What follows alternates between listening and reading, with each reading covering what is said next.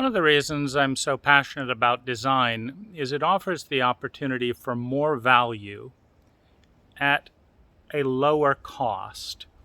And this is a good garden to illustrate that, because most of the time that I'm brought on as a designer, I'm not beginning with an existing design, because they're either going to pick one designer or they're going to pick another.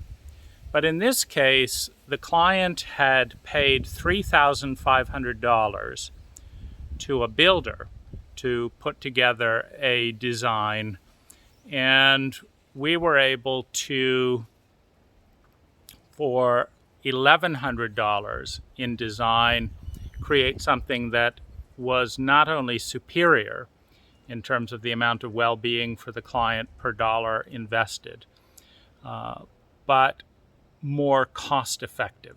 So let's have a look. So when I arrived, there was a dilapidated deck in this area, and the plan was to replace that rotten redwood deck with an ipe, a hardwood deck from a rainforest. And because there was a need for shade, the plan was to create an ipe arbor. And because there is a failing wood retaining wall, which you can see running along here, this is 15 years old or so, but this retaining wall is leaning out and slowly failing. The plan was to come back to this area here, because it was a steep slope, come back to this area right here and do a poured concrete wall. Now, Julie's budget was $55,000. That's the money she had available to do a project. And so the builder's idea was to spend $50,000 shortening the lawn and rebuilding the deck with ipe and putting a shade structure, and then spend $5,000 left over on new plantings, etc. And this was fine for the builder in the sense that he wasn't tasked with the job of landscaping a whole area for $5,000, because no competent landscaper will do that. But in that sense, Julie would have gotten a shorter garden, a hardwood deck, and then would have run out of money, because the rest of the area could not be finished. Now, the other thing was there was a hot tub right here, an old hot tub that wasn't working, and that was going to get hauled to the dump, and there would be no hot tub. So the goal for this property is both personal enjoyment and resale value. So that's our challenge. So let's look at each of the design bits and why we did the exact opposite, meaning we threw out every bit of the $3,500 design, and we created this design for $1,100, just billed at my normal $175 per hour. So the first thing that I asked was about the hot tub. I asked how much enjoyment Julie got from the hot tub. She said, 8, 9 out of 10. How many times did she like to use a hot tub? 2 or 3 times a week. Was that one of the most enjoyable parts of her garden experience? Yes. But the starting point was throwing out the old hot tub and then not replacing the new hot tub. Why? Because we were going to run out of money. So I suggested to Julie that she look on Craigslist for a used hot tub, but instead she found these inflatables. So for $500, we moved from no hot tub to this little pad here and an inflatable hot tub. That's incredibly efficient. And the only thing that we kind of customized there was we did a 10-foot extension cord from the 20 amp outlet there. But now Julie has her hot tub rather than no hot tub. Now the $20,000 or so that was going to be spent shortening the garden to do a poured concrete wall in here, my suggestion was to half the cost and build a broken concrete retaining wall. Now you can just see the top of it here because we've filled in the gap with bark just so nobody falls in the hole. But this is a 4-foot tall wood retaining wall that's failing. And so we dug down to that level and put a slanted broken concrete retaining wall with giant pieces, like 2-3 feet pieces of used broken concrete from a driveway that I took out. Now this is a stronger wall than the wood wall, but it will also never rot out. And we put a slant on it, to avoid issues. Now by doing that, we cut the cost in half, but we also restored the roughly 9 feet of garden that was going to be lost. You don't get more resale value by cutting your usable space back, but by adding or retaining it. So that was our solution for the wall. We also, as you see, went up just a little higher, and by digging out all the dirt behind this wood wall that was beginning to lean over, what we did was we generated the soil necessary to level this garden, because this garden was sloping down. And there was about a 14-inch depression right here, so it wasn't level. And the garden always feels more level or more spacious when it's level. So we made this a level lawn. We cut the lawn back about 30% in order to provide a nice shape. And we sunk the hammock 4 inches into the ground to make mowing easier. But it also makes it less clutter-filled. The hammock was there, it was being used. It used to have a brick square around it, and that was ugly. In design, you want to pay attention to shape. And that square, paver area was really ruining this nice shape here. And so we just sunk the hammock in the grass. Now,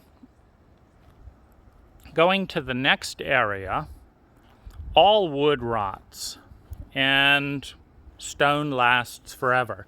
As a general rule, stone will add more property value than wood. So going with a bluestone patio that will be just as nice in 20 years as it is today is an ecological improvement. It's a financial improvement, but it also can add more to property value in the long term, because even epay fades and turns a wispy gray. It doesn't look as nice, when it's aged. Now, in terms of whether to do a custom wood arbor or pergola, you have to start by looking at these roof lines.